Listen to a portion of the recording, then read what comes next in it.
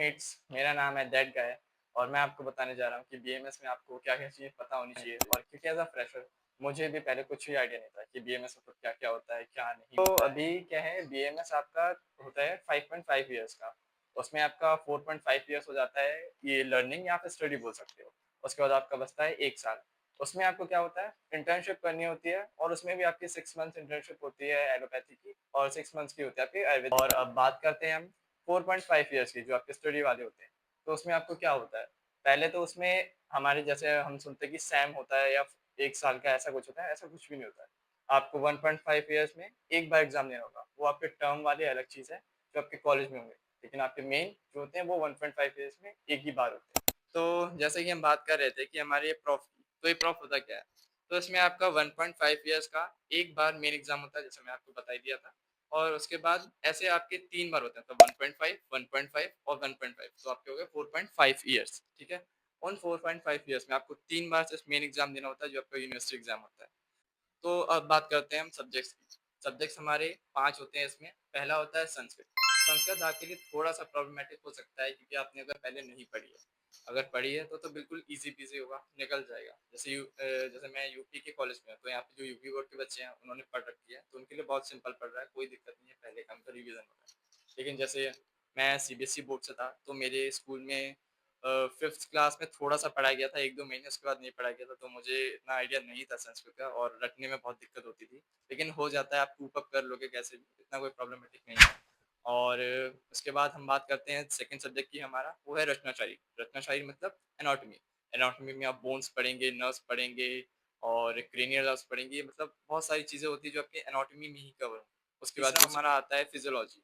Physiology में आप क्या पढ़ते हैं जिसको हम सॉरी संस्कृत में क्या बोलते हैं फिजियोलॉजी को क्रियाशारी और चौथा सब्जेक्ट आता है पदार्थ और इसके बाद पांचवा सब्जेक्ट आता है जिसका नाम है संहिता। संहिता में आपका अष्टांग भी होता है और चरक संहिता होती है।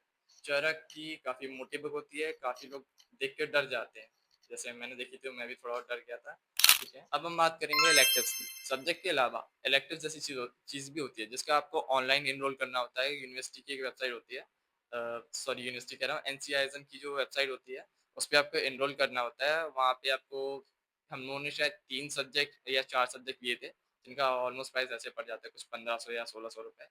वो आपको पढ़ना होता है। वो क्या होते हैं इलेक्टिव्स, वो आपकी तब हेल्प करता है जब आप पास नहीं हो रहे तो आपको ग्रेस मार्क्स के पास करना चाहिए। और वो सब्जेक्ट्स ऐसे टफ नहीं होते कि यार ये पढ़ पाएंगे कि नहीं पढ़ पाएंगे, ऐसा नहीं होता। जो भी आपको अच्छा लग रहा हो सब्जेक्ट, जो समझ में आ रहा हो वो ले लो, बहुत ऑप्शंस होते हैं उसमें और जिसमें आप अच्छा कर सको। वो मार्क्स आपके इसी में बता ही दिया मैंने कि ग्रेस मार्क्स की तरह हेल्प करते हैं। जैसे आप अगर फेल हो रहे होगे तो आप पास हो सकते हो, चांस होता है। अब बात पास और फेल की आई है, तो आप ये भी जान लीजिए कि कितने मार्क्स में आप बीएमएस में पास होते हैं और कितने में आप फेल होते हैं। जैसे एक कानपुर नाम की यूनिवर्सिटी है, जैसे कानपुर में जो यूनिवर्सिटी है, उसमें क्या होता है कि अगर आपने एक सब्जेक्ट में 50% से कम स्कोर किया तो आप फेल है। मीन्स अगर जैसे संस्कृत पे लेते हैं, उसके 2 पेपर होते हैं, 100 प्लस 100 तो 200 मार्क्स का। अगर आपने 200 में से 100 मार्क्स नहीं लाए तो आप फेल हो। तो ये नहीं होना चाहिए, मतलब ये तो काफ़ी टफ हो जाता है। तो जो मैंने यूनिवर्सिटी दी है जिसमें मैं अभी पढ़ रहा हूँ, माँ गुरु गोरखनाथ, उसमें ऐसा नहीं है। उसमें ऐसा क्या है, आपका 200 मार्क्स का अगर पेपर है, उसमें आपको 100 नंबर स्कोर करने हैं। लाइक 200 का पेपर है तो आपको बस 100 करने हैं। एक में आपके 70 आ गए, दूसरे में आपके 30 आ गए तो आप पास हो। कोई ऐसी दिक्कत नहीं होती है। तो ये काफ़ी एक तरीके से स्टूडेंट्स के लिए काफ़ी हेल्पफुल होता है कि आप ऐसे आसानी से पास हो। तो बीएमएस में कुछ ऐसे मिथ्स भी हैं कि आप सर्जरी नहीं कर सकते या आपके ऊपर कुछ ऐसा केस हो जाएगा अगर आप ये आईवी वगैरह यूज़ करोगे किसी पेशेंट के ऊपर। तो ऐसे बहुत सारे मिथ्स है। तो हमारे एक टीचर थे, उन्होंने हमें बताया था कि ऐसा कुछ नहीं है, आप सर्जरी में भी आपको अलाउड है। So this was all about the BMS. अगर वीडियो अच्छी लगी हो तो प्लीज़ लाइक करें, सब्सक्राइब करें और अपने जो मेट्स हैं, जो कन्फ्यूज़न में हो कि क्या होता है, क्या नहीं होता है और बहुत ज़्यादा एकदम डल होते हैं कि उन्हें समझ ही नहीं आ रहा कि क्या करना है, तो उनको आप ये शेयर कर सकते हैं। और आगे मैं और भी इन्फॉर्मेशन बताता रहूँगा कि और भी क्या मिथ्स होते हैं या फिर एग्ज़ाम्स में क्या किस तरीके से क्वेश्चन आते हैं। और हाँ, सबसे मेन बात, श्लोका भी होता है बीएमएस में। श्लोक आपको याद करना होता है, काफ़ी बड़े भी श्लोक होते हैं, प्रॉब्लम आती है लोगों को, लेकिन वो लास्ट में याद हो जाते हैं लिख-लिख के याद करने से। क्योंकि बहुत ही सभी आते तो सभी को प्रॉब्लम होती है, हर बार जूनियर्स हमारे पास आते थे कि सर ये इतना बड़ा श्लोक कैसे याद होगा, 4 लाइन का, 5 लाइन का, हो जाता है। So this is done. So bye bye.